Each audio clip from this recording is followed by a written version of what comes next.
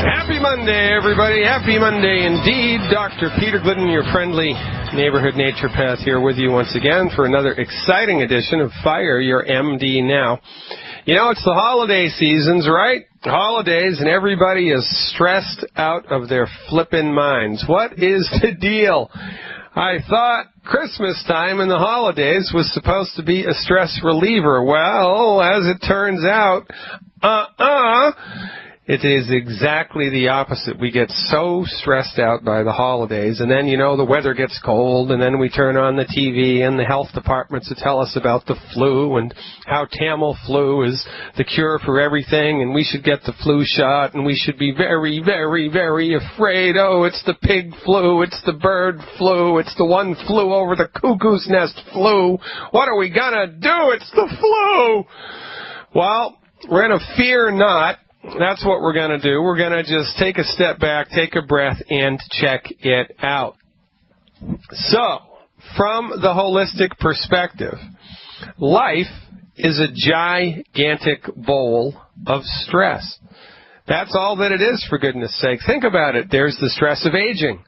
There's environmental stress. You know, it's too hot in the summer, it's too cold in the winter. That's why we live in houses, to protect ourselves from the stress of the environment. That's why Native American cultures have extremely, they don't have the longest lived people in the world. And if you look at pictures of Native Americans, you know, from back in the day, man, they're in their 30s, they look like they're 70 years old. You know, living outdoors every day is extremely stressful to the human body and will make you age rapidly. But, you know, life is a great big bowl of stress. We've got environmental stress.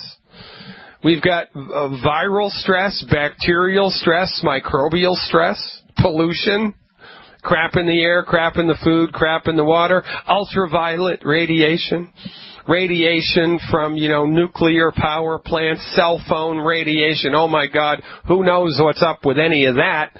Electromagnetic stress. And then, you know, for the icing on the cake, there's emotional stress, psychological stress. Oh, my God, my company's getting downsized. Am I going to lose my job? Oh, my God, the credit agencies are calling me. Oh, my God, I owe people money. What am I going to do? This, that, and the other thing. Oh, you know, I think my significant other is fooling around on me. Oh, you know, I think we're going to break up. Oh, I think we're going to get married. Oh, I think we're going to have a baby. Oh, I think we're going to... Well, what? Life is a giant bowl of stress. There's no getting away from it. It is a fool's errand to even attempt to get away from stress. I mean, even if you locked yourself up in a bubble, I suppose that would be one way to do it, to completely isolate yourself from the world, lock yourself up in a bubble, but then you'd have the stress of loneliness. So even there, you just can't get away from it. I guess, of course, with the possible exceptions of the yogis amongst us who actually look forward to spending time in solitude. Now, that's a whole other topic for a whole other show. So here's the deal. Life is a giant bowl of stress, and you can't get away from it, and you're foolish if you even try to. So what are you going to do? Are you just going to bend over and take it? Are you going to let life slap you down? Well, no. You're already taking steps against it now. You've just been doing it for so long you've forgotten that that's what you do, and that's why you live in houses. That's why you bathe your body and clean your body every day, to eliminate, to defend yourself against a certain amount of stress. That's why you don't shovel the snow in your driveway in January in Chicago in a bathing suit. You don't do that. You bundle up. Put on long johns, you know, down coat, down hat, you know, insulated pants, the snow suit, hat and gloves and scarf, baby. You can sleep on the ice if you want to. If you take the proper precautions, you can guard yourself against the stress of life. We're already doing that automatically by living in houses, by drinking purified water, right? If you live in a city and you're drinking municipal water, then, you know, the township that you've lived in has purified the water according to local and federal standards. You know, you're eating purified water. That's a pretty good thing. There are waste elimination systems in place in most communities in the United States, you know. There are sewage treatment plants. So some of the stress of life has already been taken care of, but there's more that we can do.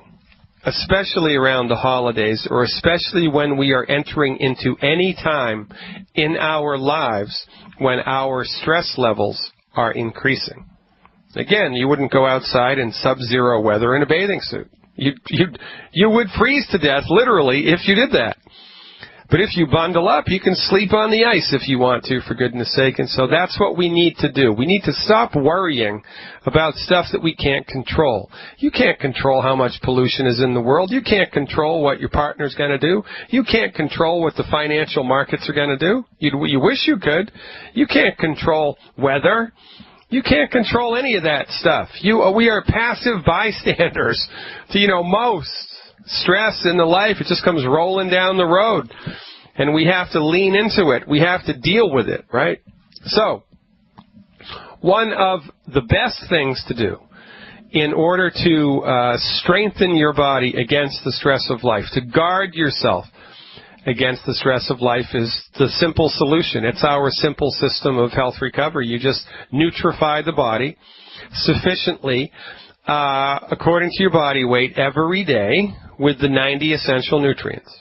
Number one. Number two, you eliminate from your daily intake the consumption of foods which deliver a net negative impact to your body. You stop eating food that's hurting your body. Number two.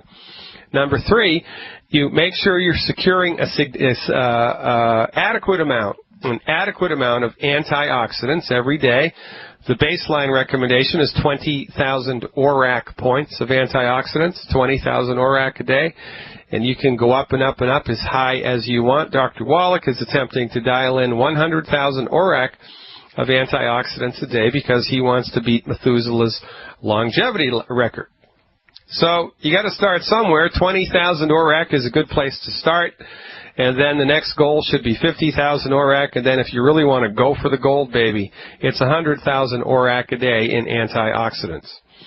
But the most important thing here is the nutrification of the human body, because remember, from our point of view, the human body has a God-given built-in ability to fix itself. It has a God-given built-in ability to fix itself. Your body wants to fix itself. Your body knows how to fix itself. And under most circumstances, your body will in fact fix itself if it has secured the proper amounts of raw materials that it needs every day. And the raw materials that the body needs are described as essential nutrients. Essential nutrients. An essential nutrient is a nutrient that the human body cannot make. Cholesterol is an extremely important nutrient in the human body. All of your hormones are made from cholesterol. That's right. All of your testosterone if you're a man, all of your progesterone and estradiol and estriol and pregnenolone if you're a woman, all hormones are made from cholesterol. And, 90-something% of your brain, cholesterol. All of the walls of all of the trillions of cells in your body, cholesterol. All of your nerves, cholesterol. I think it's pretty important. Cholesterol is so important to your body that your body makes it. And because your body makes cholesterol, cholesterol is not considered an essential nutrient. Essential nutrients cannot be made by the human body. Essential nutrients must be imported into the body in order for the body to work. By the way, folks, I forgot to mention it. If you'd like to talk to me live today, that number, 866-582-9933. That's 866-582-9933, and that's toll-free in the United States. Essential nutrients must be imported into the human body. It's one of the reasons why we need to eat food. Now, in the wonderful world of essential nutrification, there are 60 minerals, 16 vitamins, 12 amino acids, and 2 essential fatty acids for a grand total of 90 essential nutrients. Things like calcium and sulfur and zinc and phosphorus and vitamin A and vitamin B and vitamin C and taurine and omega-3 and omega-6, right? Essential nutrients.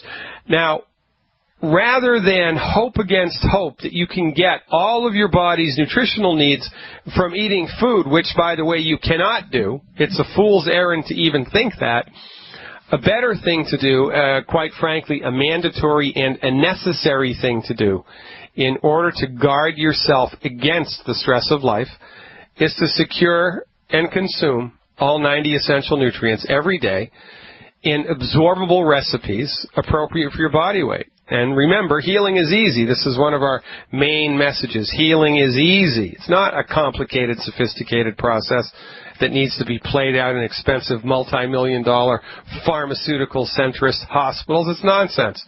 That's what the MDs want you to think, but they're wrong. Healing is easy. So what do? Well, you take the 90 essential nutrients, and you have to go to the health food store and, get 12 different amino acids, 12 bottles of amino acids and 17 bottles of vitamins. Do you have to do that? You have to get 60 different bottles of vitamins. Do you have to do that? Well, you could if you wanted to, but a better and an easier way is just to secure one healthy start pack. One healthy start pack from Longevity contains all 90 essential nutrients appropriate for somebody who is 100 pounds in body weight. So the recommendation here, folks, take one healthy start pack per 100 pounds of body weight per month in order to guard yourself against the stress of life. And in the weeks and months where your stress has increased, take more antioxidants. Take more antioxidants. What's the best way to get antioxidants? The triple treat chocolate and the ultimate selenium. There's one more thing you can do if you're really super duper stressed out.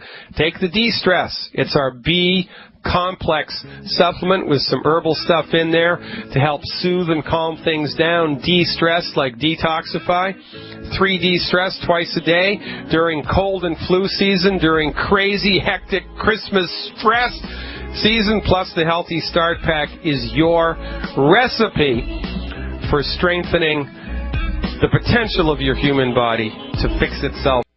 Welcome back, everybody. Dr. Peter Glidden here at FireYourMDNow.com, my website. You can download the list, by the way, or we will send you a link to a hidden page on my website that has a downloadable link to the Good Food, Bad Food diet, along with a free video that I produced that explains why wheat, barley, rye, and oats are some of the worst foods that anybody can eat. And to get access to this free information, all you have to do is sign up for my free, again, it's all free, monthly newsletter. My free monthly newsletter. Sometimes we do 2 a month. Sometimes we do 3 a month when we've really got, the bull by the horns. Just go to the front page of FireYourMDNow.com and sign up for the free newsletter and then hit the submit button. My system automatically sends you a link that will give you access to the information about what foods are good for you, what foods are bad for you from a pragmatic naturopathic perspective. So, get a Healthy Start Pack, and if you're listening to the podcast or even if you're listening live and would like help ordering any of this stuff, any of these fantastic products offered by the Longevity Company, these life-altering medical nutrition products offered by the Longevity Company, to that number, 855-347-3696, 855-347-3696 is the number to call for product information or general information if you are listening to the podcast after the show has completed airing live, all right? And call-in number one more time for today's show, 866-582-9933. We're going to go to the phones right now. It looks like Mariama is on the line with a call about blood pressure. Mariama, I hope I'm pronouncing your name correctly. Welcome aboard. You are live. Yeah, you pronounced it correctly. Thank you. You're welcome. How can I help? What do you recommend for someone that has been on blood pressure medication for many years? Well, they need to fire their medical doctor because, there's just no excuse for having patients with high blood pressure for more than 6 months. I mean, the longest I've ever had someone go with blood pressure is a year. That was a very complicated and tricky case, and the reason that it went a year is because the person was unwilling to alter their diet. So, from our point of view, we believe, or it's our experience, it doesn't really have anything to do with belief, it's our experience that the vast majority of the time high blood pressure is caused by not enough calcium and not enough magnesium in the body. So what do? We nutrify the body. We stop eating food that's sucking nutrients out of the body. We stop eating food that's causing harm and inflammation to the body. And we take the full complement of 90 essential nutrients and, in this case, a little extra calcium. So, Mariama, the person that has high blood pressure, how much do they weigh? 150. 150? All right. So here's what I would do per month. I would do 1 Healthy Start Pack and 1 bottle of Cal Toddy. 1 Healthy Start Pack and 1 bottle of Cal Toddy and 3 bottles of Ultimate Selenium. 1 Healthy Start Pack, 1 Cal Toddy, and 3 bottles of Ultimate Selenium, plus complete elimination of the 10 bad foods. Now, everybody who has high blood pressure in this country, and, when I come back, we're coming up against a hard break here in 2 minutes. When I come back from that, I'm going to tell you a little bit about how the blood pressure numbers and the recommendations for what actually constitutes high blood pressure have changed in favor of the pharmaceutical companies over the years. But, if you have been correctly or incorrectly diagnosed with high blood pressure, you're taking blood pressure meds, I can almost guarantee that within the first 3 weeks, the vast majority of people who take this advice to support and promote healthy blood pressure levels and support and promote the health of the human body generally, and in this case specifically healthy blood pressure levels, they're going to see the numbers come down. Now, if your blood pressure numbers are coming down and you're taking blood pressure medicine, that can force your blood pressure to become too low, and that's dangerous. Too low blood pressure can cause you to pass out, in a moment's notice. You're sitting down, you go to stand up, boom, you pass out. You're lying down at night in bed, you go to get up in the morning, you stand up, boom, you pass out, hit your head on the coffee table, hit your head on the nightstand, and now we're in trouble. So anybody who's taking blood pressure medication, when they start to intervene with nutrition, they must get into the habit of measuring their blood pressure every day. And then as the blood pressure numbers come down, you go back to a pharmacist, go back to the knucklehead that prescribed the medication in the first place, and have them reduce the medication. And then 2, 3, 4, 5 months from now, once the blood pressure is completely normal, you tell your doctor who prescribed that crap that you have an eye problem. And he'll say, really, what's the matter? Well, I can't see you anymore, you knucklehead. You're fired. When I was in medical school, I was taught correctly that someone actually has a definitive diagnosis of high blood pressure when their blood pressure is over, when their numbers are over 140/90. Both numbers had to be elevated, and not only did both numbers have to be elevated, but they had to be elevated 3 times in a row. So 140/90 is the baseline. So if you had just one number elevated, 145/80, you didn't have high blood pressure. You got to have both numbers elevated 3 times in a row. Otherwise, you were borderline. And if you were borderline, you weren't given drugs. Now, they've changed the considerations. Now MDs barge in with symptom-suppressive, managerial, pharmaceutical agents to manage the blood pressure when there's even a whisper that one of the numbers is anywhere around 140 or anywhere around 90, and it's nonsense. Again, because nobody has called them on it, because nobody has held their feet to the fire, because nobody has said, look, show me the research that supports and promotes this.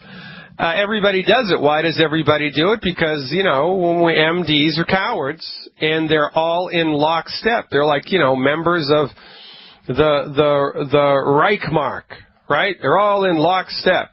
jackbooted thugs marching down the road in lockstep. They do what the guy in front of them does. Why? Because that's what they do. As God is my witness. And, this is going to come off sounding pejorative, but I don't care. The most cowardly people I have ever met have MD after their name. Because they're not, generally speaking, interested in what's true and what's factual. They're interested in towing the line. They're interested in doing what they were taught. They're interested in doing the standard operating procedure. But the standard operating procedure is not defined by medical science. It's defined by pharmaceutical research. So a drug company will conduct and pay for 100 studies on a particular blood pressure medication. 100 studies. And 30 of those studies will show that the blood pressure medication was actually effective. 70 will show that it wasn't, that it had deleterious negative effects, that it had no effects whatsoever. But they only publish the ones that showed the drug had a positive effect. They don't publish the negative ones. So by and large, people don't know. So, and medical journals have become completely corrupted by the pharmaceutical industry. They're basically information laundering avenues for drug companies now. And, but MDs should know this. I know it. It's common knowledge. By the way, this isn't conspiracy theory. The people who are calling the medical journals information laundering operations for the drug companies are the editors of the journals. The editors of the journals are saying this. I know this. I stay current. Why doesn't your MD? Because they're cowardly. They don't care. They do what they were taught. They don't care why they were taught it. They never question what they're taught. They just do it as if it's gospel. And this is the problem. So, the drug companies say we have to lower the standards for blood pressure, so everybody lowers the standards for blood pressure, and now everybody's on blood pressure meds. That's good for the drug companies. By the way, hydrochlorothiazide, which is prescription medicine used for blood pressure frequently, one of the known side effects of hydrochlorothiazide is type 2 diabetes. Right? Type 2 diabetes. So here's the deal. Patient goes in to see an MD. The patient has borderline hypertension. They don't have hypertension. They have borderline hypertension. The MD prescribes them, instead of calcium and magnesium, which 99 times out of 100 will make the blood pressure normalize. Calcium and magnesium supplementation brings in appropriate doses for the weight, and they got to be the right formulations. And we've talked about this before. Not all calcium supplements are created equal. Not all nutritional supplements are created equal. I mean, we took billions of dollars of vitamins last year in this country, and everybody's still sick. Well, not longevity people, but over-the-counter people are still sick. If you're going to GNC or, getting your vitamins online someplace or at Costco or Sam's Club, it's crap. The recipes are crap, especially the calcium and magnesium recipes. They're crap. I calculated once the average dose for an over-the-counter calcium supplement that you would need to take to meet your body's daily requirements of calcium is about between 40 and 60 of the capsules a day, between 40 and 60. For goodness sake, there's only 60 in the bottle. You need a whole bottle of calcium a day. Now, that's just nonsense. But that's what you would need to do in order to get a therapeutic bang from an over-the-counter calcium supplement. But I digress. So you've got someone with borderline hypertension. They go to an MD who doesn't know any better. They don't know about calcium and magnesium. For goodness sake, they can't even spell calcium. Well, all right, they can spell it, but they don't know anything about it. So instead, they give hydrochlorothiazide to somebody who has borderline hypertension. And 5 years later, the hydrochlorothiazide gives that person type 2 diabetes. Well, the way that the MD thinks about it is, well, that's just life. And, the person should just shut up and stop whining because I'll just put him on insulin.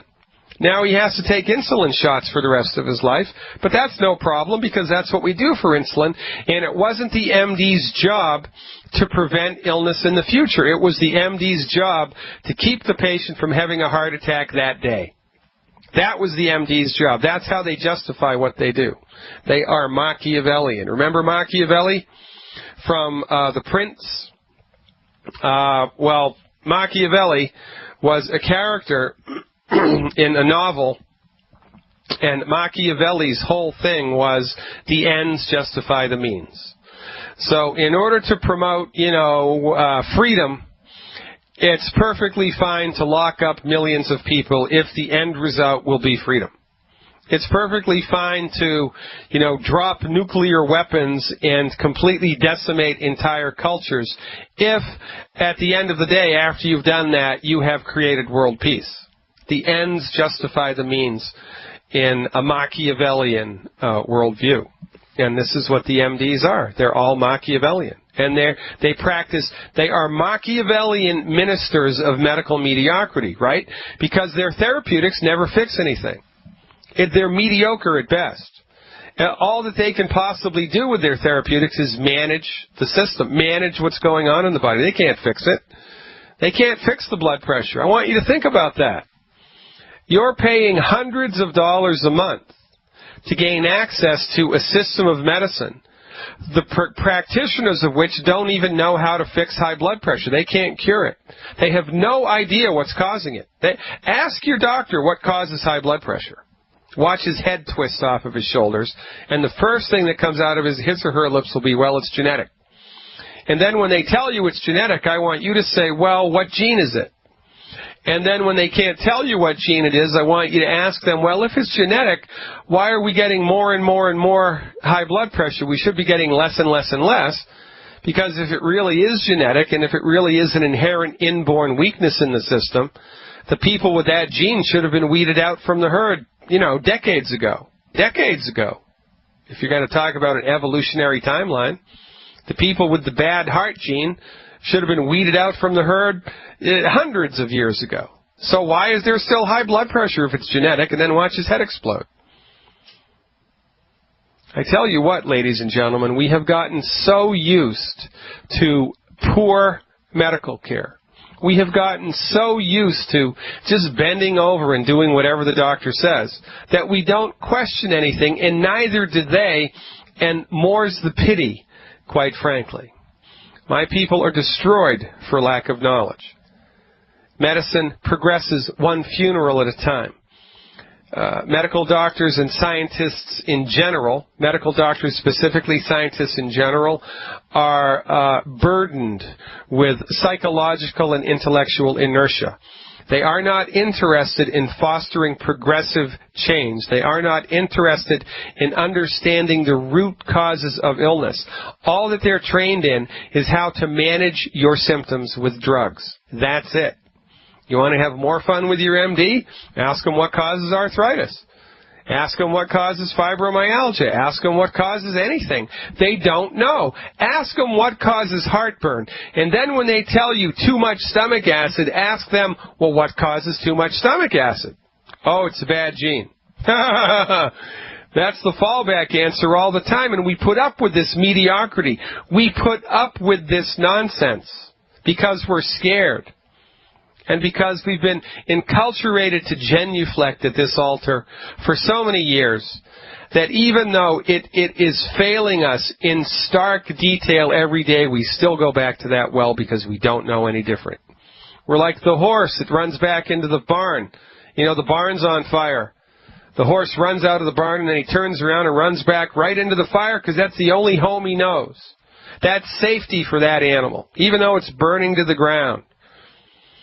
You have a little baby and the mother's psychotic and the mother throws boiling water onto the baby.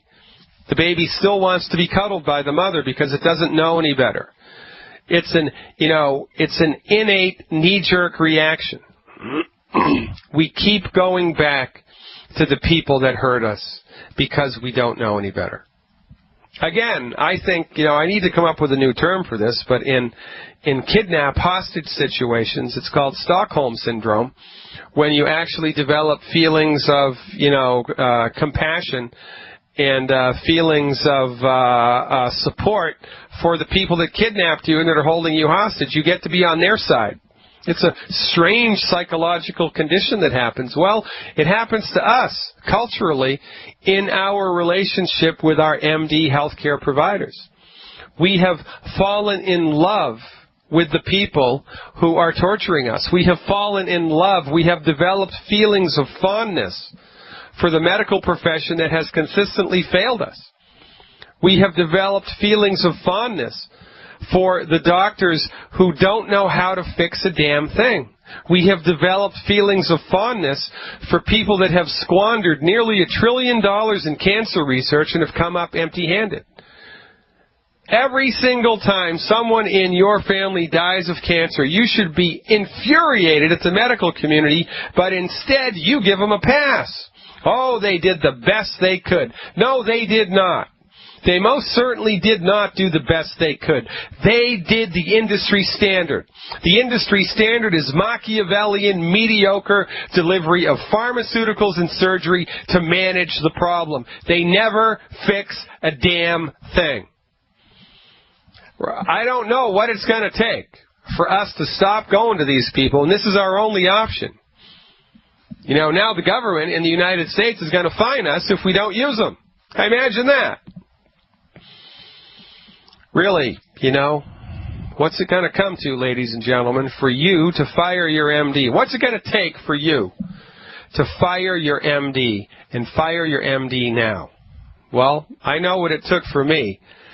It took an aha experience. I was actually sick and suffering in a naturopath's office because it was my last resort. And I was an arrogant, head-up-my-butt pre-med student. I knew everything there was to know about everything, and I didn't know anything about naturopaths, but I was sure they were quacks, and that guy cured me in 30 minutes of an illness that the medical profession couldn't touch for 4 weeks. It was the most humbling experience of my life. Is that what it's going to take for you? I hope not. Healing is easy, folks.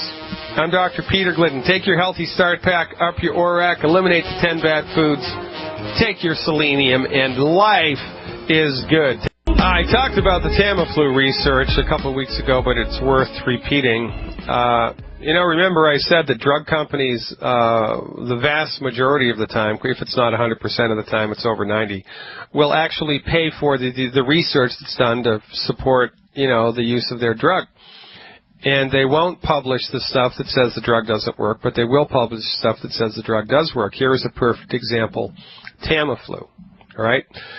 Now, there's a research institute in the United States called the Cochrane Institute. And the Cochrane Institute, joined by the members of the British Medical Journal, complained that Tamiflu maker Roche is keeping important data from the public. They note that, and I quote, despite requests going back to 2009, Roche refuses to release crucial data from 8 of 10 Tamiflu clinical trials. 8 of 10. They released 2 of the 10, but they held on to 8. Now, why on earth would they hold on to the 8? Because the 8 probably showed that they weren't effective. So they hold on to the bad ones and they disseminate the good ones. And the article goes on to say, this means, and I quote, this means that taxpayers in the United Kingdom and around the world have spent billions of dollars stockpiling a drug for which no one, except the manufacturer, has seen the complete evidence base. There are concerns on a number of fronts. The likely overstating of effectiveness and apparent underreporting of potentially serious side effects. The data in question is what researchers call patient-level data collected from each study participant in the clinical trial, with the patient's name and information removed. So they're cooking the books. They're cooking the books, ladies and gentlemen, and they get away with it. Why? Because they're drug companies. These are the people that killed the Jews and the Gypsies and everybody else that was in the concentration camps of World War II. They were. The German pharmaceutical companies in World War II bonded together and formed a coalition, and they built a pharmaceutical manufacturing plant right next to Auschwitz. I believe it was either Dachau or Auschwitz. I always get them confused. I guess I need to go there, then I won't be confused anymore. And they used members of the concentration camps to work in the pharmaceutical companies, in the factory, making the Zyklon B gas that killed the Jews and the Gypsies and everybody else in the concentration camps. And they, conducted medical experiments on them. These are the same people that bring you Bayer aspirin. These are the same people that deliver you this nonsense, and you bend over and take it because you don't know any better. You've become hypnotized by, hundreds of years of posturing and political maneuvering by Big Pharma. How can we possibly fight this? We can't, but we can ignore it. And this is what we recommend you do. I want you to be so healthy that in your medical chart, when you die, the day after you die, in your medical chart, there are only 2 documents, a birth certificate and a death certificate. That's it. Take 1 Healthy Start Pack per 100 pounds of body weight per month. Take 1 bottle of Ultimate Selenium per 50 pounds of body weight per month. Eliminate the 10 bad foods from your diet and secure consumption of antioxidants to the tune of 20,000 ORAC points a day. You know what the easiest way to do that is? 1 piece of Triple Treat chocolate. 1 piece of Triple Treat chocolate a day. That's 30 pieces a month. 30 pieces of Triple Treat chocolate a month, 1 Healthy Start Pack per 100 pounds of body weight per month, and 1 bottle of Ultimate Selenium per 50 pounds of body weight per month will effectively change your life. And if you want to take it 1 step further, get an additional bottle of Ultimate Mineral Capsules. Get the mineral capsules. Take 2 a day. I don't care how much you weigh. Take 2 mineral caps a day. That's the Healthy Start Pack, Selenium, mineral caps, and the Triple Treat chocolate. That combination of 4 nutritional supplements, well, it's a grand total of 1, 2, 3, 4, 5, 6 nutritional supplements, will effectively change your life in a specific and measurable and noticeable way inside of 90 days. 90 for life, 90 days to prove that it works. FireYourMDNow.com is the website to check out. Click on the Longevity tab. Join us. Get your questions answered. And take back your health. And whatever else you do, for goodness sake, fire your MD now. If you're listening to the podcast, 855-347-3696 is the number to call for more information. Thanks for your support, folks. I'll see you tomorrow.